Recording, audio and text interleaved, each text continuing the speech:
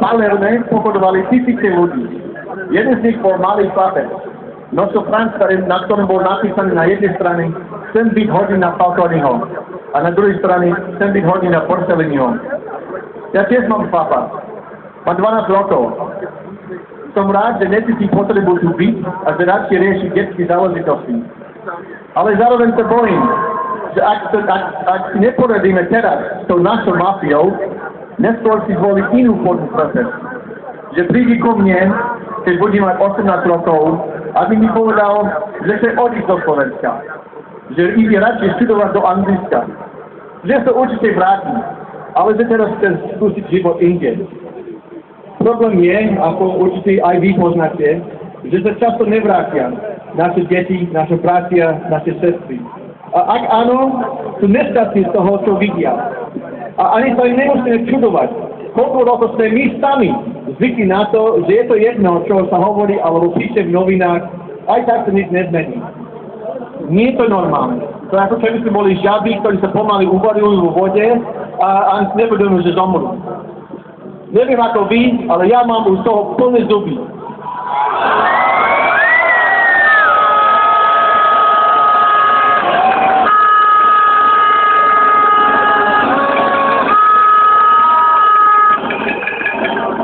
Nechcem, aby moje deti mali na výber len nasledovne. Buď musia upratať tú špinu, čo my sami sa nedokázali, alebo musia odísť žiť inde. Ja chcem byť schopný im povedať, že nastal zlom, že sme sa zobudili a že sme sa začali naozaj starať o veci veľmi a spoločne. Že sme si uvedomili, že naše požiadavky a túžby sa dajú realizovať iba cez hlasy v parlamente. To znamená, napríklad, ak chceme posunúť voľby na september, treba 90 hlasov v parlamente, inak to sa nie. Že napriek tomu, že sme nevedeli, z toho boli, a že nám bolo náš grk v politiku.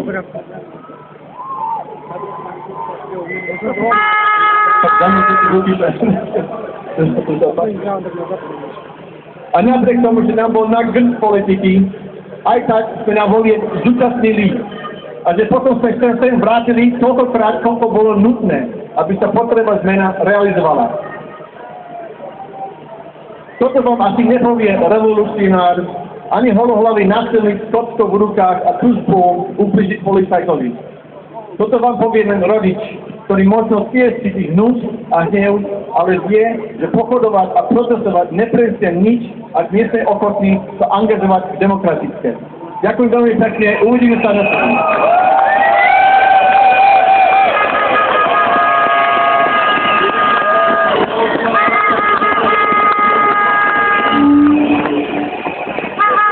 Takže ďakujem veľmi pekne a teraz trošku na obácenie pán Darko Piškov.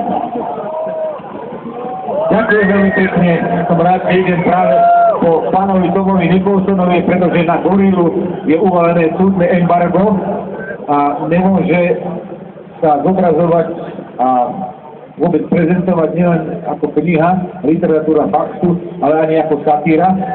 Takže niečo z CD-čka, ktoré sme chceli nahrať, ale tam bolo povedané, aby sme ho radšej ani nenahrávali, pretože môže sa nám to veľmi vypostiť. Ľudia majú radi rozprávky a najradšej majú rozprávky, keď ich číta niekto známy, komu dôverujú. Tak dovolte, aby som vám prečítal jednu krátku rozprávku hlasom Jozefa Kronera. Dobrý večer, milé deti. Kde bolo, tam bolo, bola raz jedna Slovenská republika. Teda ona už raz kedysi bola, ale to bolo dávno a preto sa to nedáta. A tak vznikla ešte raz. Odznova a až potom to bolo ono. Aj na námestiach sa kričalo, to je ono, to je ono.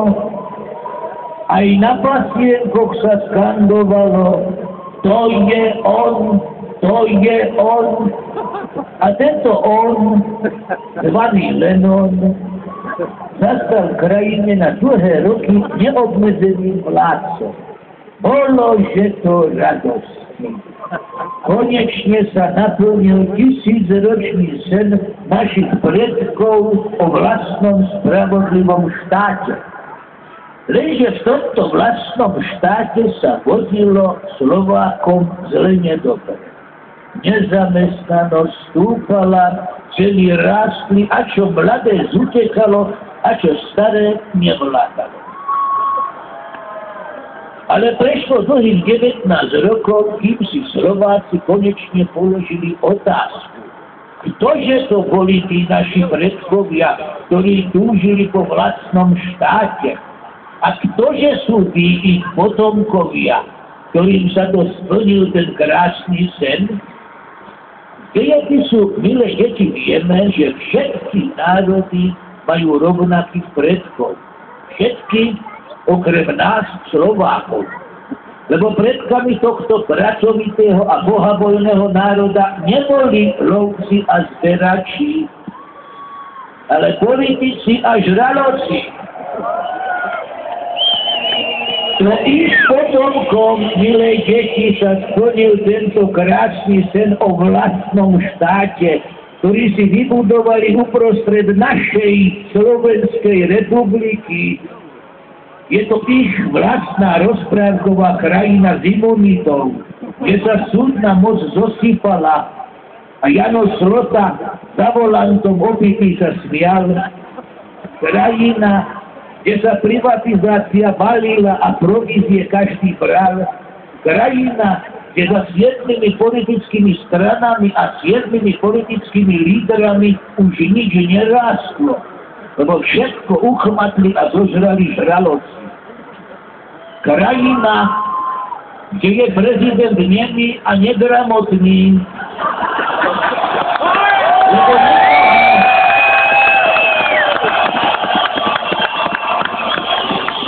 lebo nikoho nevie vymenovať a nič podpísať. A naopak, krajina, kde tí, čo vedia hovoriť, nesmú, tým ich nemý prezident nezbaví mlčanlivosti.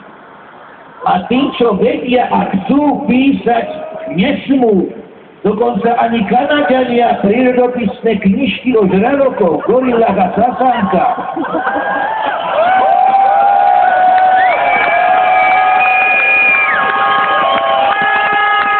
Milé deti, človek sa najviac o minulosti dozvie z kníh.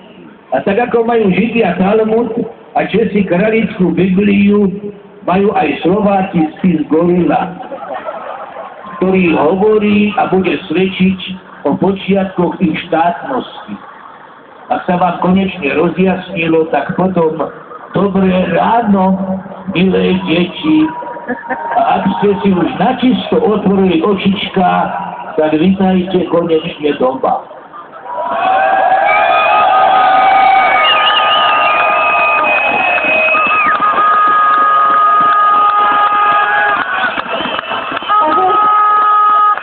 Ďakujem veľmi pekne. Prišlo mi avizo od našich dobrovoľníkov, že tu zase niektoré politickú polivočku nazvali sa letáky.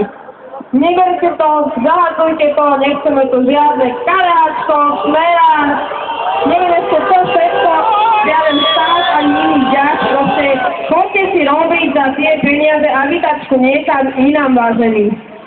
Dobre, no a teraz mal vystúpiť pán Fedor Gál, ale teda vyjadril sa, že sme moc radikálni, tak pozývam na pódium pani Zuzanu Vink, ktorá nám porozpráva aj o iných kauzách, ktoré tu smrdia, pretože nie len gorily tu smrdia. Teda gorily smrdia za nimi.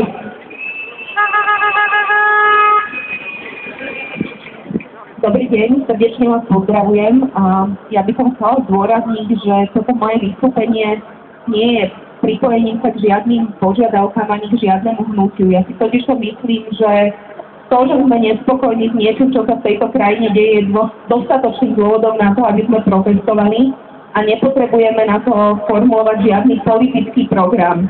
Ten totiž to naozaj nemôže vznikať v takejto ukrutnej zime a na ulici, ale treba na ňo väčší kľud a treba poctivú verejnú diskusiu so zapojením nestranných odborníkov. Veľmi rozumiem tomu, prečo gorila vyvolala takéto vášne, prečo sa stala symbolom zopätia. Ešte nikdy sme doteraz totižto nemohli verejne čítať o tom, s akým pohrdaním sa mocní a bohatí ľudia v súkromí rozprávajú o nás, obyčajných občanoch. ani to, o akých obrovských sumách peňazí hovoria, ako keby to bolo samozrejmosťou a s akou ľahkosťou si delia krajinu.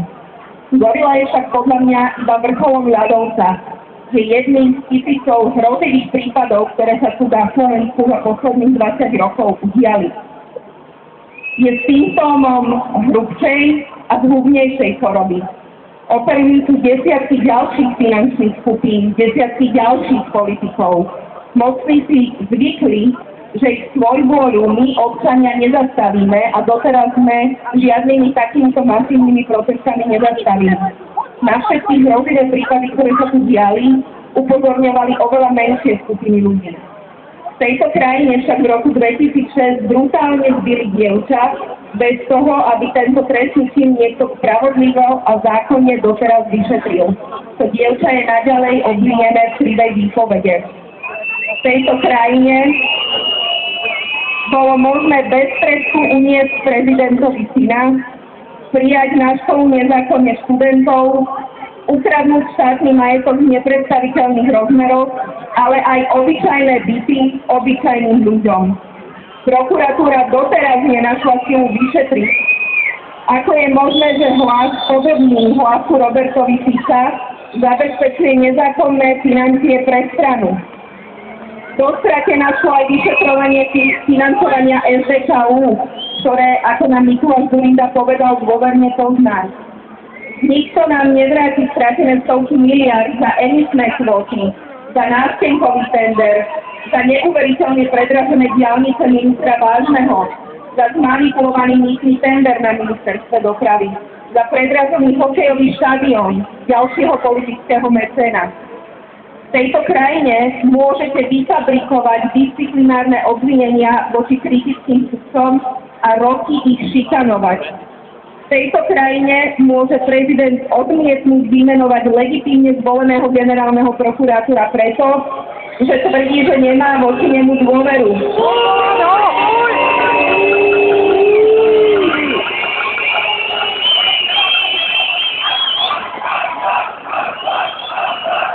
V tejto krajine môže súdnictvo viesť človek, ktorý má priateľské väzby s trestne stíhaným zločincom a údajnou hlavou albánskej drogovej mafie.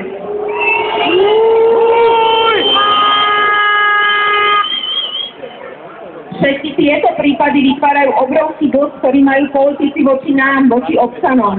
Naznačujú, že u nás nevládne právo a zákon, ale moc, peniaze a svojvoľa. Hovoria o tom, že moc a bohatstvo si v spojení ochočili verejné orgány a vytvorili do seba vrstvu nedotknuteľných.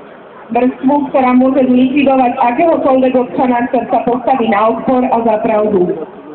Kým neoslobodíme verejné inštitúcie a orgány činné v trestnom konaní pod nadvlády úzkých skupín mocných a bohatých, nevyšetrí sa bohužiaľ ani kauza Gorila. Toto však musím otvorene povedať, nie je boj nás, dobrých, slušných občanov proti zlým, škaredým politikom. Gorila je obraz celej našej krajiny, teda aj každého života, každodenného života každého z nás.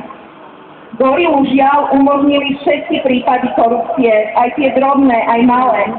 Prípady každého jedného z nás, ktorý v práci zobral úplatky, ktorý podviedol, ktorý nepodnikal čestne.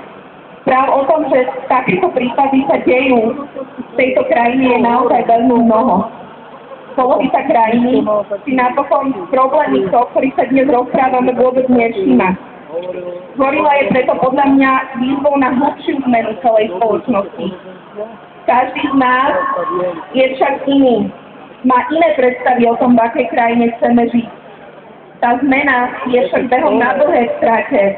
Kým ju nedosiahneme, budeme sa musieť vo veľkých množstvách stretávať nielen pri príležitosti kauzy Gorila, ale aj pri tom, keď je Štefan Harabín zvolený za predsedu súdnej rady a najvyššieho súdu.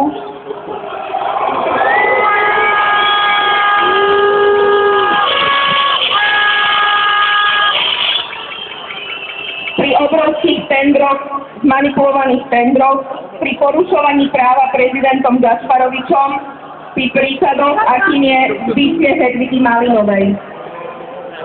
Dnes nerozriešime prosím na svoje sily na presadzovanie ideológií